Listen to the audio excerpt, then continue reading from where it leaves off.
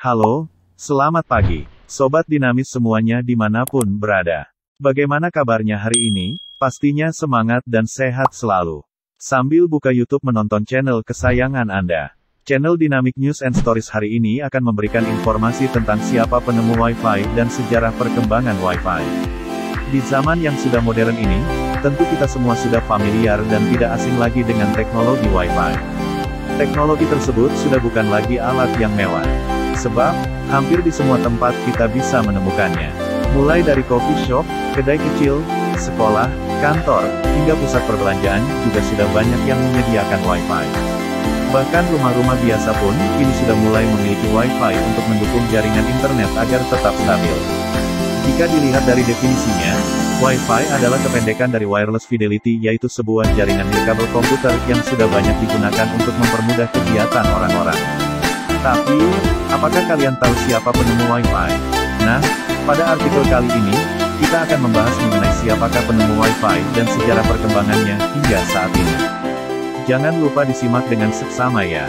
Jadi, pada awalnya Wi-Fi hanya bisa digunakan untuk pengguna perangkat nirkabel dan juga Local Area Network, LAN.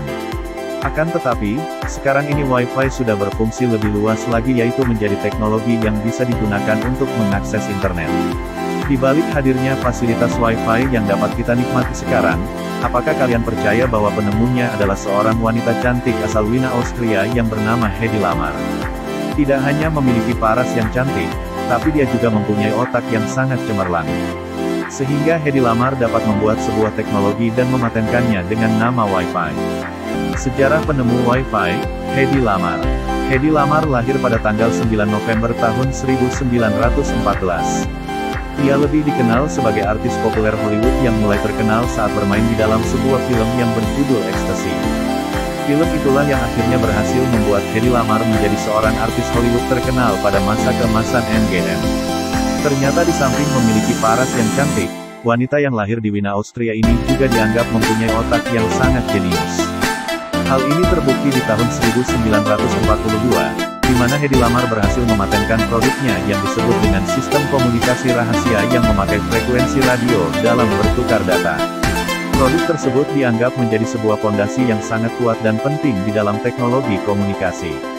Perempuan cantik asal Wina ini mempunyai bakat di bidang matematika, kemudian ia mencoba untuk melakukan perlawanan terhadap Nazi.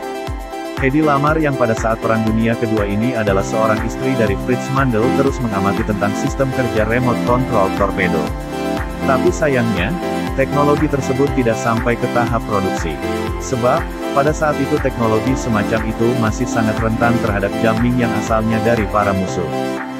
Memperoleh hak paten terkait penemuan Wi-Fi. Setelah 2 tahun penemuan Wi-Fi, membuat Hedy Lamarr memperoleh hak patennya sebagai seseorang yang menemukan teknologi Wi-Fi. Awalnya nama dari konsep penemuan tersebut dinamai dengan frekuensi hopping. Akan tetapi, sekarang namanya sudah diubah menjadi spread spectrum dengan ide dasar yang sama.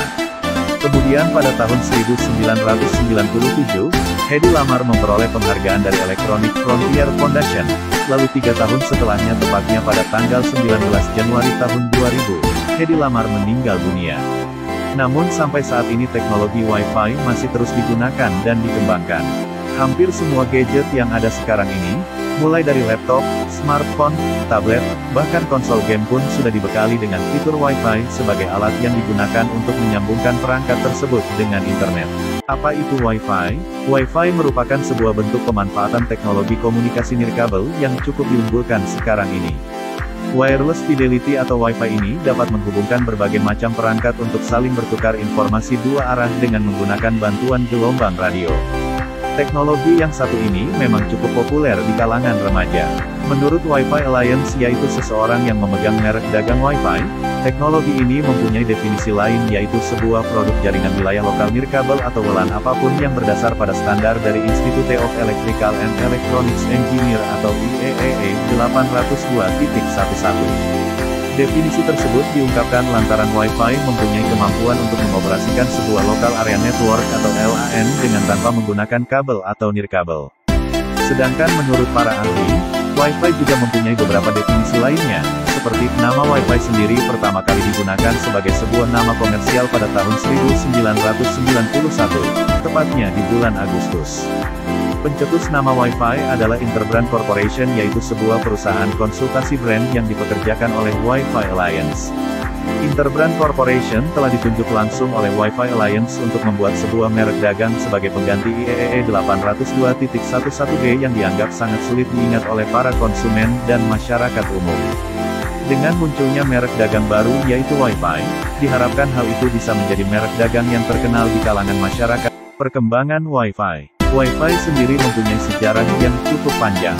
Dari awal penemuannya sampai bisa berkembang menjadi sebuah teknologi yang canggih dan juga populer seperti sekarang ini. Teknologi Wi-Fi sudah mulai dirintis pada akhir tahun 1970-an oleh IBM. Pada saat itu, IBM hanya merilis hasil uji coba yang sudah mereka rancang, yaitu jaringan wilayah lokal nirkabel atau WLAN menggunakan teknologi IR. Pada saat yang bersamaan, perusahaan Hewlett Packard atau HP melakukan uji coba yang hampir sama dengan IBM. Hanya saja bedanya HP hanya melakukan uji coba WLAN dengan teknologi RF. Namun sayangnya, hasil dari inovasi kedua perusahaan tersebut harus gagal dipasarkan karena tidak memenuhi standar LAN IEEE 802.11 yaitu 1 megabit per detik. Mereka justru hanya bisa menghasilkan kecepatan sebesar 100 kilobit per detik saja. Kemudian pada tahun 1985, pengembangan WLAN mulai masuk ke tahapan yang lebih serius dari sisi komersial. FCC menetapkan ISN band yang terdiri dari 5725 sampai 5850 MHz, 902 sampai 928 MHz, dan 2400 sampai 2483,5 MHz menjadi sebuah pita industrial yang tidak berlisensi. Hal tersebut tentu semakin mendukung pemasaran produk WLAN yang beredar di pasaran pada tahun 1990. Produk yang dipasarkan tersebut berupa produk WLAN yang sudah dilengkapi dengan teknologi IR, frekuensi 18 hingga 19 Hz, dan mempunyai kecepatan lebih dari 1 megabit per detik, serta memiliki teknik SS atau spread spectrum di pita ISN yang membuatnya semakin kuat. Lalu pada tahun 1997, hadir sebuah standar WLAN pertama yang dibuat oleh IEEE atau Institute of Electrical and Electronics Engineer. Standar tersebut berisi kode 802.11, di mana perangkat yang memenuhi kualifikasi standar 802.11 dapat bekerja dengan kecepatan pengiriman data sampai 2 megabit per detik dengan frekuensi 2,4 GHz. Pada tahun 1999, tepatnya di bulan Juli, IEEE kembali menampilkan inovasinya yang memiliki standar baru yang bertajuk 802.11b. Adapun kelebihan dari 802,11 gram yaitu perangkatnya bisa ditukarkan dengan standar 802.11b dan begitu pun sebaliknya. Tak puas sampai di situ saja, IEEE kembali lagi dengan eksistensinya yang semakin kuat yaitu dengan mengeluarkan standar baru 802.11n. Ini adalah hasil dari penggabungan antara 802.11b dan 802,11 gram. Teknologi tersebut pada akhirnya menjadi sebuah teknologi Wi-Fi terbaru yang dikenal dengan nama MIMO atau Multiple Input Multiple Output. Pada tahun 1992 dan juga tahun 1996, CSIRO yaitu sebuah organisasi yang berasal dari Australia memperoleh hak paten untuk sebuah metode untuk menangani gangguan sinyal pada jaringan Wi-Fi. Perkembangan Wi-Fi pada saat ini memang cukup pesat. Selama manusia di muka bumi ini masih membutuhkan jaringan internet, maka selama itulah Wi-Fi akan terus berkembang memberikan yang terbaik untuk masyarakat. Fungsi dari Wi-Fi. Sebagai sebuah teknologi yang digandrungi oleh banyak orang, Wi-Fi pasti mempunyai beberapa fungsi yang bermanfaat dan dapat meringankan pekerjaan manusia. Berikut ini adalah beberapa fungsi Wi-Fi yang perlu dipahami. A. Membuat koneksi jaringan internet lebih lancar. Dengan hadirnya Wi-Fi, penggunanya bisa mengakses internet dengan lebih mudah dan praktis, serta dengan kecepatan yang lebih mumpuni tanpa menggunakan kabel atau nirkabel. B. Sebagai media berbagi file, Wi-Fi bisa menghubungkan dua perangkat elektronik agar bisa berbagi file dengan lebih mudah dan cepat tanpa perlu memasang kabel perantara. C. Penghubung smartphone dan PC dengan menggunakan Wi-Fi. Kita bisa menghubungkan smartphone dengan laptop ataupun PC tanpa perlu menggunakan USB. Menggunakan smartphone sebagai modem. Apabila smartphone kita sudah terhubung dengan Wi-Fi, maka smartphone tersebut bisa kita gunakan sebagai modem atau hotspot. E. Membuat koneksi internet menjadi lebih cepat. Kecepatan pengiriman data yang dimiliki oleh teknologi Wi-Fi memang sangat tinggi. Bahkan untuk yang versi terbaru sekarang ini bisa mencapai 54 megabit per detik. Sehingga hal tersebut bisa membuat koneksi internet menjadi lebih cepat. F. Mencetak di printer dengan menggunakan Wi-Fi, kita bisa mencetak sebuah dokumen yang ada di PC dan ditransfer ke printer untuk kemudian dicetak tanpa perlu menggunakan kabel USB-G. Transfer foto atau video dari kamera digital melalui Wi-Fi, kita bisa langsung memindahkan foto ataupun video hasil dari karya kita ke PC atau laptop. Cara kerja Wi-Fi. Umumnya, Wi-Fi yang merupakan kepanjangan dari Wireless Fidelity beroperasi menggunakan bantuan gelombang radio. Gelombang radio dipakai sebagai media pengiriman data yang diminta atau yang dikirimkan oleh pengguna Wi-Fi. Sinyal dari gelombang radio yang dipakai nantinya akan dikirim ke router yang berfungsi sebagai penerjemah kode atau biasanya disebut dengan istilah decoder. Setelah diterjemahkan oleh penerjemah kode, maka data tersebut akan dikirimkan ke jaringan internet.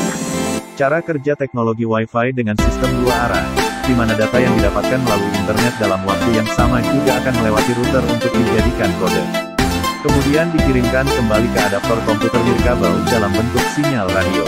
Itulah beberapa penjelasan mengenai siapa penemu Wi-Fi, sejarah perkembangannya, hingga fungsi dan juga cara kerjanya.